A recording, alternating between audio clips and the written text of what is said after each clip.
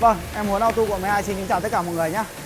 Thì lâu rồi, hôm nay đầu tuần thì chúc mọi người một tuần mới công việc suôn sẻ và thuận lợi. Thì gala em là gala sửa chữa, bảo dưỡng tất cả các dòng xe 4 chỗ, 7 chỗ, bán tải các cái. Thì bác nào cần sửa chữa thì cứ gọi em, liên hệ em sẽ tư vấn báo giá trực tiếp cụ thể cho nhé. Thì em quay cho mọi người coi. Thì địa chỉ của em ở 203 Nguyễn Thị Búp nhé, phường Tân Chánh Hiệp, quận 12, thành phố Hồ Chí Minh. Bên em là chuyên sửa chữa thôi, với lại cả làm đẹp đồng sơn nữa mọi người. Thì ngoài trước kia em có chiếc xe đó là em mới bảo dưỡng thắng nhau. Trong này thì em được anh trai cũng quen trên mạng thôi, thì anh cũng nhờ em vệ sinh họng, bán chiếu họng nạp mọi người. Thì giờ hiện tại giờ bên em đang tháo ra, mà cái xe của anh hơi khó tháo một chút. Mặc dù là bên em tháo ra rất nhiều, nhưng mà xe này tháo ra hơi khó một chút này. Thì sơ bộ thì quay nó cũng vào dơ rồi mọi người. Đấy, tim phun này dơ hết rồi này. Đó, rồi đặc biệt nhìn mọi người nhìn họng ga này. Em đoán là cái họng ga này chắc chả bao giờ vệ sinh đâu. Đấy, thì hôm nay qua em mới làm cái gói đó. Đó, cái xe này qua bên em để vệ sinh họng nạp thôi mọi người. Tiếp theo đó đây là Cru, mọi người biết rồi, em đặc trưng là em dòng Cru. Cru thì em đang xử lý cái tiếng kêu đằng sau xe. Tiếng kêu đằng sau xe, kêu nộp bộp phía sau xe ấy, mọi người. Đó, giếng bô á, và đặc biệt là nó có báo nỗi cái hệ thống dầu nghèo nhiên liệu. Đó. Còn đây là Ford F-Cap. Ford F-Cap kia là máy 2.3. Còn con này là 3 chấm mọi người. Con này 3 chấm. Thì con này anh chủ xe anh mua ít tiền. Anh báo em là làm sao đơn giản nhất, tiết kiệm chi phí nhất cho anh. Tại vì là xe này giờ cũng không cần thiết phải đổ nhiều tiền vào đó nữa. Với lại anh cũng đưa ra cái mức thời gian để đi, thì em ước chừng em báo vậy nào. Chủ yếu là em tháo này ra để em xử lý cái đường nhớt cho anh không bị chảy nữa, không bị chảy ra và không bị hao nhớt nữa, không bị hao nhớt do chảy ở phía ngoài. Đó, thì xe này thì khi mà em tháo ra nó khá là dơ và chảy nhớt, nó chảy nhớt thành giọt đấy mọi người. Thì cái này em tháo ra vệ sinh và đi tất cả keo lại, và có những cái lo nào hư, phớt nào hư thì em đang đi đặt đồ rồi mọi người. Đó, để Ford F-Cap đời sâu rồi mọi người. Đó, 3.0 ấy mọi người. Còn dưới này thì vẫn là gala, vẫn là sửa chữa bên em thôi.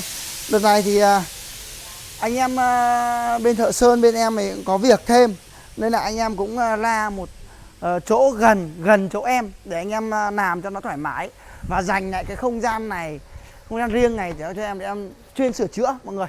Đó, như chiếc xe này thì bên em đang đợi cái ổ khóa. Bây giờ cái ổ khóa của nó bị hư mọi người. Hư mọi người.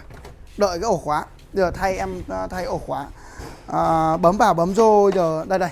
Em quay đây cho mọi người coi này. Đây này, bấm vào bấm vô giờ nó không thể nào giữ được nữa. Đó, nó hư ngảm mất rồi. Bây giờ em đang đợi đồ nữa thay. Đó.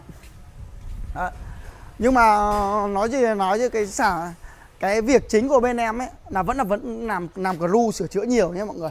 Em thì ví dụ như con này thì hiện tại bây giờ là bác chủ xe hôm chủ nhật có chạy đến nhờ em kiểm tra cái hệ thống đường điện phía sau xe, nó hay báo chập chờn.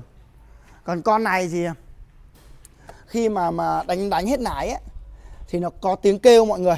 Đánh hết lái nó có tiếng kêu, và khi mà để nguội máy ấy, nổ máy lên nó kêu rạc. Thì em đang đợi phải chữ đỏ nó bên trên nhé, đừng chữ đỏ bên này là quay nó không được đâu.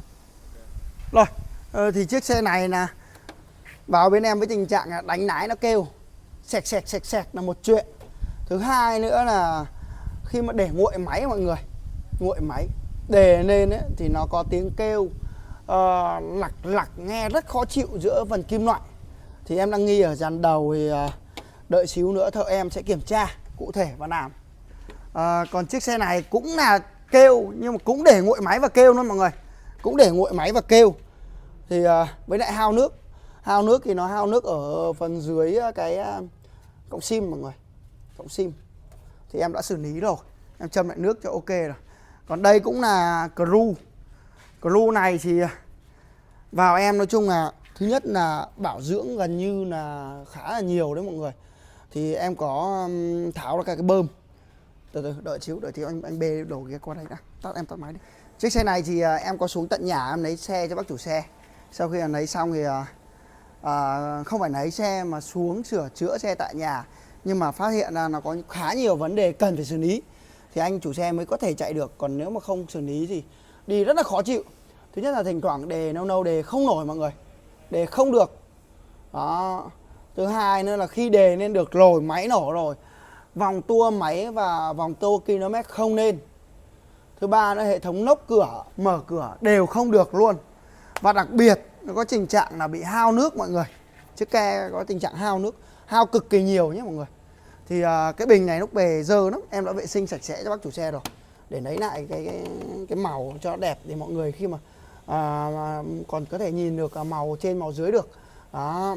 Nước thì ở dưới tỉnh á, người ta không biết người ta làm cái này thì người ta đã bít luôn cái ống của dàn sưởi đó mọi người, bít luôn ống dàn sưởi. Và kèm theo đó nữa em cũng tháo ra mấy phần em kiểm tra này đó, tháo mấy phần nó kiểm tra này. Dàn dây Cura này mọi người, đây là dây Cura của cam này mọi người đó, dây Cura cam. Thì khi mà em tháo ra thì bây giờ nó cũng đã kêu rồi mọi người. Đây, bác đạn này kêu này, đây cho nó nghe, bác đạn kêu này đó. Và cái bơm nước này mọi người nhìn nó ăn mòn hết rồi này.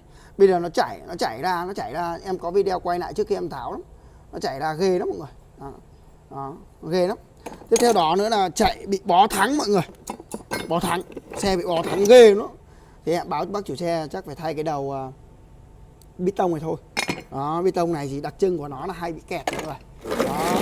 Rồi em muốn cảm ơn tất cả mọi người đã coi video của em nhé. Bác nào mà cần sửa chữa, bảo dưỡng, chăm sóc làm đẹp thì có gì về một chiếc xe thì cứ gọi cho em sẽ tư vấn hỗ trợ cho mọi người nhé. Xin chào và hẹn gặp lại.